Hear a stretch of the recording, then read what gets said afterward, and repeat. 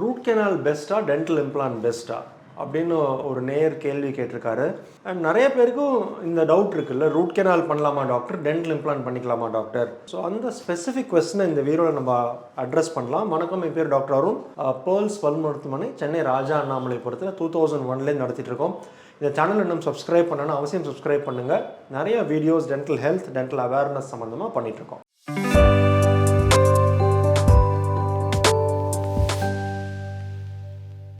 இப்போ dental இம்ப்ளான்ட்டையும் root கெனாலையும் compare பண்ணுறது வந்து நாட் அ குட் ஆப்ஷன். எதனால சொல்கிறேன், இப்போ வந்து ஃபஸ்ட்டு நம்ம புரிஞ்சுக்கணும்னா, ரூட் கெனால் வந்து நம்மளோட நேச்சுரல் டீத்தில் பண்ணுறது. ஸோ நம்ம நேச்சுரல் டீத்தை சேவ் பண்ணலாமா டாக்டர், ஆர் பற்களை எடுத்துடலாமா டாக்டர், அப்படி தான் நெக்ஸ்ட் கேள்வி வரும். ஏன்னா டென்டல் இம்ப்ளான்ட் வந்து இந்த பற்களை இழந்ததுக்கப்புறம் பொறுத்துறது. ஸோ ரூட் கெனால் வந்து நேச்சுரல் டீத்தில் பண்ண வேண்டியது, டென்டல் இம்ப்ளான்ட் வந்து பற்கள் அந்த பற்களை எடுத்ததுக்கப்புறம் பண்ணுறது தான் டென்டல் இம்ப்ளான்ட். ஸோ எதனால் இந்த கம்பேரிசன் நம்ம ஒரு சரியான கம்பேரிசன் இல்லைன்னா, என்றைக்குமே natural teeth is for better then dental implant. அதில் டவுட்டே கிடையாது. காட் கிவன் நேச்சுரல் டீத் தான் பெஸ்ட்டு. அதனால தான் நான் வந்து நிறைய வீடியோவில் சொல்லியிருக்கேன், பற்களை எடுத்துக்காதீங்க, நேச்சுரல் டீத்தில் வந்து சொத்தை வராமல், கம் டிசீஸ் வராமல் பார்த்துக்கிறது ரொம்ப ரொம்ப அவசியம். அதில் ஒரு சின்னதாக ஒரு டிகே வந்தாலும் எப்படி நம்ம சீக்கிரமே போய் டாக்டர்கிட்ட போய் வந்து அதை சரி செஞ்சுக்கணும். ஒன்ஸ் இன் 6 months டென்டல் கிளினிக்கு போய் எதனால் செக்அப் பண்ணிக்கணும். இதனால தான் பல வீடியோ பண்ணியிருக்கோம். நேச்சுரல் டீத்தோட ஒரு காட் கிவன் ஒரு பியூட்டிஃபுல் மெக்கானிசம் மாதிரி எந்த நம்ம கொடுக்குற ஆர்டிஃபிஷியல் ரீப்ளேஸ்மெண்ட்டுக்கும் வராது.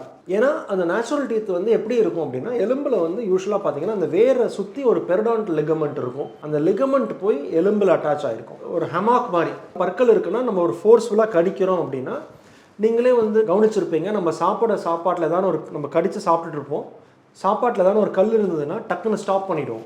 அதுக்கு மேலே நம்ம சூ பண்ண மாட்டோம். இதனால் இந்த பெரிடான்டல் லிகமெண்ட் அந்த சுற்றி இருக்கிற எலும்பில் வந்து நிறையா நர்வ் ரிசப்டார்ஸ் இருக்குது.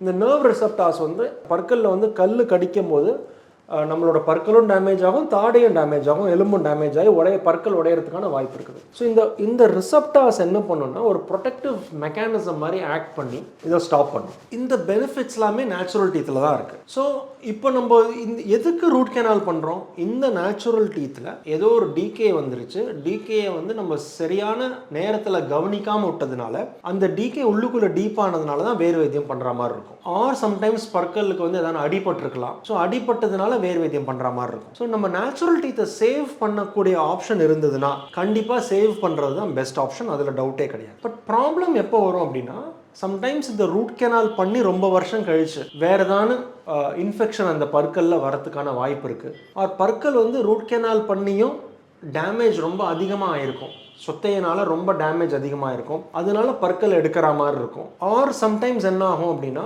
அந்த ரூட் கெனால்ஸ் பண்ண முடியுங்கிற ஒரு ஆப்ஷனோட டைம் லைனும் கடந்து போயிருக்கும். என்ன ஆகும் அப்படின்னா, பற்களில் வந்து இன்ஃபெக்ஷன் இருக்கும், வலி வந்திருக்கும், வலியை இக்னோர் பண்ணியிருப்பாங்க, அவர் பக்கத்தில் தான் கடையில் போய் சின்னதாக மாத்திரை வாங்கி போட்டிருப்பாங்க, அந்த நேரத்தில் வலி குறைஞ்சிருக்கும். ஆனால் உள்ளுக்குள்ளே இருக்கிற இன்ஃபெக்ஷன் பெருசாகி இந்த ரூட் கெனால் பண்ணுற ஸ்டேஜையும் தாண்டி போயிருக்கும். ஸோ இந்த ரூட் கெனால் பண்ணுற ஸ்டேஜையும் தாண்டி போயிடுச்சு அப்படின்னா, இந்த மாதிரி சுச்சுவேஷனில், அதாவது எப்போ வந்து பற்களோட டேமேஜ் ரொம்ப ஜாஸ்தியாக இருக்குதோ, அந்த பற்களுக்கு மேலே க்ரௌன் கொடுத்தா க்ரௌன் நிற்காது, ஆர் பற்கள் உள்ளுக்குள்ளே இருக்கிற இன்ஃபெக்ஷன் வந்து எலும்பை அஃபெக்ட் பண்ணி எலும்புலையும் பெருசாக இன்ஃபெக்ஷன் வந்துடுது, பற்கள் ஆட ஆரம்பிச்சிருது, பற்களுக்கு எலும்பு சப்போர்ட் இல்லை, அந்த எலும்பு சப்போர்ட் இல்லாத பற்களுக்கு ரூட் கெனால் பண்ணுறோம். ஸோ இந்த சுச்சுவேஷன்லலாம் ரூட் கெனால் பண்ணுறதோட இம்ப்ளான்ட் வந்து பெட்டர் சாய்ஸ். உங்களுக்கு புரியும்னு நினைக்கிறேன்.